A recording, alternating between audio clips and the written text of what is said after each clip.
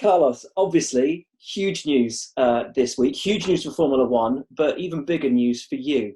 How did it all come about? Yes, well, first of all, thank you very much. Thank you to the whole Formula One world, every single member of Formula One, fans, McLaren team members, and everyone for the great reaction no, that everyone had. And yeah, felt very proud at the moment.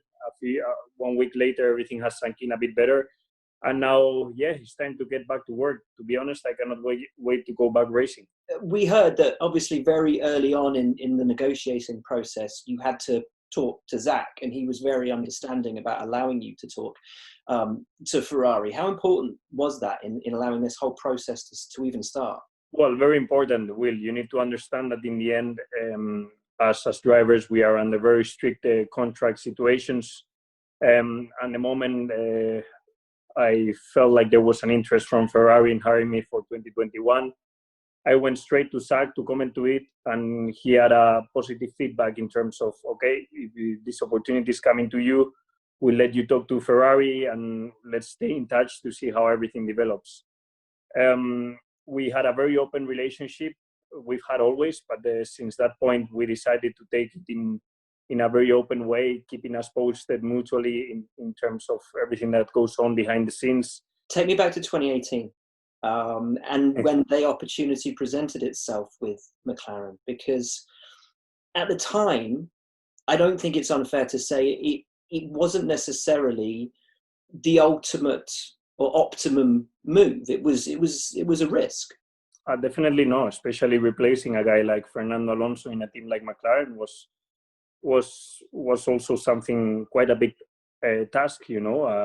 That plus the situation of McLaren was a bit tricky at the time, but I don't know why, and I have no idea why. Will, I always had a very good feeling about this project. I knew Zach since 2017 or 2016. I don't remember. One summer we played golf, and since the moment I met him, I felt like one day I could end up in McLaren. I just had that feeling like we were getting on very well, and I would like one day to drive for him and for McLaren. You've told me before that from the first second you went to McLaren and you looked around the factory and you met the team, you had that feeling inside yourself that something really big was possible. But to the outside world, to a lot of us in the paddock and in the media looking at that situation, and that a multiple champion like Fernando hadn't been able to turn the ship around, and he's your hero as well and hadn't been able to do it. Where was your head going into that first year in 2019 with McLaren? Was there any fear of, you know, my God, if I don't get this right, if I haven't made the right call, then it could be the worst move I ever make? Yeah, there were for sure certain fears, like all athlete or sportsmen have at some point. But this was a bit different. As I said, I had a bit of that, call it intuition, positive vibe, whatever that came to my mind that said, this team at the moment is the right place for me to go to and try to create something from zero. You know, it was my first 2-year contract, something that gave me definitely a bit of tranquility and confidence under the management, under the wing of Zach Brown. That was a guy that I respected a lot and I got on very well. I felt a lot of support, and they gave me the power to go into the team and to start from zero, move into McLaren, move into Woking, spend there a lot of time and start creating a bit of a new environment that we have never seen in Formula One, with two drivers like Lando and me living next to the team, pushing everyone at the factory every single week of the winter, doing a lot of team building activities, etc., etc. And that created a bit of a momentum, you know, since winter of 2019, that I immediately felt it was going to be positive. And I'm sure that hard work and that dedication created that feeling of, yes, let's go and get them. And I'm sure that is the reason why 2019 was such a successful year. You've mentioned team building, the importance of leading that team as well, with Lando obviously being a rookie. How much of that team leadership did you have to take on yourself? How much did you embrace and enjoy that role? Yeah, probably the right word is enjoy. You know, finally I could settle into a team where I knew I was going to be on to for more than a year, which previously I was only competing for teams knowing that I was going to be there for a year. And finally I had the possibility of creating a bit of a team that I trusted, and a bit of team building, immediately to try and perform. And everybody has picked up on the relationship between you and Lando. It was one of those incredible sort of relationships where you seem to draw more out of each other, but the competition never got poisonous. Never at any point, or at least not yet. Let's keep praying for it. But definitely Lando and I, since the moment we met, we both knew that that the team needed some good environment between each other, and both to push in the same direction. There was nothing to take from benefit from fighting each other or trying to prove to the management who of the two drivers was better. That, like every driver in the world does, tries to prove it on track. But outside of the track, we were both pushing in the same direction, listening to each other, supporting each other in the simulator, and sharing some ideas and thoughts about the future. Obviously, me with a guy with a bit more experience, I think Lando could also help himself a bit from my feedback and all that. And I think between each other, we helped the team grow. And we went into 2019 season with that positive feeling, and let's try and push together. And suddenly the relationship got even better and better, and it had its snowball effect that we ended up being actually very good mates and enjoying our time on track more than ever. You talk about laying the foundations, and of course Mercedes coming back to McLaren, the foundations building for the future with you and Lando, with the team behind you as well, on the wall at the factory, everything building to this incredibly strong McLaren. How excited were you about the future there? Because it seemed to all of us like it was this dream team being formed. And it was, and it is still for me. McLaren is forming an incredible team with now Andreas Seidel and James Key there at the point of the arrow, however you call it in English. They are incredibly good people that are going to lead this team forward, that I'm sure. We're going through some very tough times, but I think they have the right people to go through these tough times that the world is going through at the moment, and I'm sure they will get over it, and we will all get over it soon. And at the same time, the project Mercedes, I'm sure, is going to help McLaren move forward. I was already thinking about 2021, 22 with McLaren before a phone call came from Ferrari. And, even next year, if I'm part of Ferrari, trust me that nothing would make me more happy than seeing McLaren back at the top of a Formula One podium, because I feel like McLaren, has always been part of that story, of that battles at the front. And as a Formula One fan, as a McLaren fan, now I would love to see McLaren back at the top. When did that first call come in from Ferrari? Because we, in the press, we look at everything happening all the time, and there were rumblings, there were suggestions that, perhaps the team might be looking for a driver change at some point in the near future. I'm not going to give you an exact date, but I'm going to tell you winter between 2019 and 2020. And believe me, the moment I heard that, I went and asked permission to Zach to go and talk to them in a more serious way. And without knowing what Zach's reaction was going to be, he immediately came to me and said, look, it's an opportunity, go and talk to them and see what they're about. Of course, to have the final moments and the final sort of discussions, I imagine, happening in this incredibly strange world that we live in now. I imagine having to do discussions via Zoom meetings. Yeah. Who even knew what a Zoom meeting was 2 months ago? Was that very strange? It's fairly strange. I must say my team, let's say my dad, cousin, manager, took care of the most important bits, but I was on the phone with Mattia now and then, on the phone with Zach constantly, on the phone with Andreas. A few Zoom meetings, of course, like everyone, but for me the key of this process has been the clarity and the openness of all parties involved to make it happen, and just don't have any awkward around the back situations. I don't know how to say it. And that makes me incredibly proud, and the way it has all been managed makes me feel very happy, and I'm very thankful to Zach and his team. How was Zach and Andreas when it became clear that, yes, this deal was going to get done and you were going to be leaving in 21. I imagine they were disappointed but understanding. Yeah, disappointing and understanding, but at the same time looking for themselves and for their team. You know, they needed to have clarity from me in case they needed a replacement. And immediately they told us, Carlos, please let us know if this is a serious thing, because we obviously cannot be left behind, you know, and we want to, if we are going to go into a market, we need to know as soon as possible. And at that point, the clarity and everything, we were all a bit rushed, you know, into trying to make the decisions as quick as possible in the benefit of everyone involved. And the reaction, very simple, Will. They were happy for me. They congratulated me. They were happy, and they said, look, Carlos, you deserve it, and I'm sure you will do great there. And that confidence boost is always nice to hear from your bosses. How do you celebrate in the midst of a pandemic where you can't go and see friends and can't go to a restaurant and have a dinner or anything? Yeah, well, with my two sisters and my two parents, we opened a bottle of champagne on that day, and we just cheers, and that's it. Yeah, we had a good dinner and enjoyed it. It was in the end, I celebrated with the people that have been there with me for all this time, which is my family and my very near family, and it was quite obviously an emotional moment and a very special day.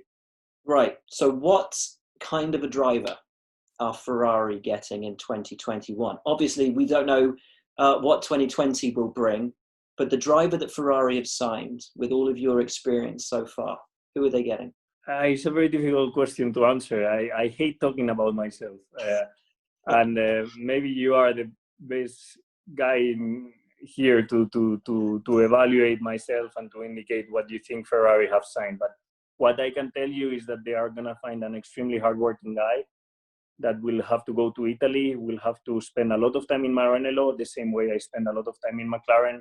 And I will try and build something special in Ferrari, the same way I've built something special in McLaren. And that is part of my DNA, trying to build relationships, trying to build a good atmosphere around myself, and spending a lot of time near the factory, because I also enjoy it.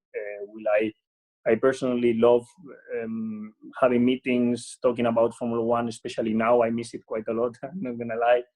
I love finding out things about setups, about the aerodynamic directions, etc. It interests me a lot, and it's something that they're going to find. And apart from that, hopefully a very quick driver and an incredibly motivated guy that is going to give it all for the Scuderia. You've already talked about that importance of team building and getting on with people. How do you think you'll work with Charles? Is he somebody that you know well? Do you spend much time together already at the paddock? Yeah, I actually spend quite a lot of time with Charles in Driver's Parade. He's one of those guys that I have probably a bit more relationship with, you know, and the guy that you go and find for a quick conversation in the Driver's Parade before the race. Also, as he didn't used to be one of my main competitors where I was going to try and overtake at the start, because normally he was a few places ahead. You know, you instead of spending time with Daniel or Lando in the Driver's Parade 1 hour prior to the start, where you were wanting to overtake everyone and feeling that hunger of trying to overtake everyone, I say I'm going to spend time with one guy that I'm probably not gonna see in 1 hour and a half. And I was going to Charles and discussing a bit about the race, about the strategies and the car, how did it feel, and the qualifying of the day before.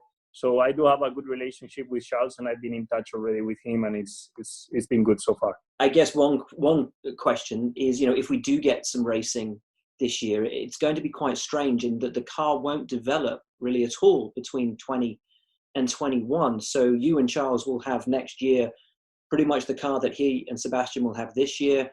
Also, you know, your successor at McLaren will have the car that you've got this year. It's an odd time in the history of the sport to be making a move. Does that fill you with sort of intrigue and interest? Is it a worry in any way? A bit of both. It's going to be a very strange time, and there's a lot of unknowns. First of all, if the cars is going to be the same next year, are there going to be any testing at all? Is there going to be any time for me to adapt to a new car? Is there, of course, all these thoughts that you just gave me, this has been in my head, obviously, and things that I'm considering, and I will need to think about in the future, how many hours of the simulator I will need to do, etc., etc. But I can tell you that now my main focus is in 2020, in the way that I want to perform this year with McLaren, because there's nothing that I would love more than saying goodbye to McLaren on a high and keep that momentum going until the end of 2020. And then it will be time to worry about those testing things that I've just gave you, testing facts. Is there going to be any testing? Is it going to be exactly the same car and I have never driven it before Australia? Whatever. But until then, McLaren time, put Ferrari a bit in the pocket and don't think about it anymore, and keep the momentum going with McLaren. There aren't many drivers that can say they've driven for both McLaren and Ferrari. You join a very small list of racing drivers to have been considered good enough to drive for two of the most successful and most famous and most loved teams in the world. That must be quite something to get your head around. Definitely, and I'm starting to run out a bit of words of excitement, how to demonstrate to you that I'm excited and I'm really looking forward to it. And yeah, I mean, also let's not forget to a team like McLaren, where an idol like Ayrton Senna has driven for, to score that podium in Brazil after 6 years, no, without a podium for the team, and be the first driver to score that podium in the conditions that we scored it, starting last from the back of the grid. All these are moments that for sure I'm not going to forget in my life, and that I'm going through a very sweet moment. And I just want to enjoy the moment, enjoy the present, and then go little by little, setting some short-term targets to try and be the best version of myself. Two final questions then. As you say, some wonderful memories already with McLaren. What do you hope to achieve in 2020 when we finally get back to racing with this team that you have so much love for, that you've come so far with in such a short time, and that you've helped already back on its way towards the front of the grid? Well, to keep the momentum up. I really want this team to follow the trend that we had last year.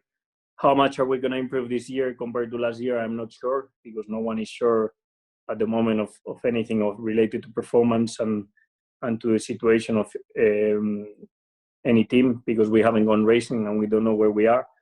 But I'm definitely keen to follow the trend and keen to say goodbye to McLaren in the best possible way. So believe me, I'm going to give my best this year the same way I was giving my best last year.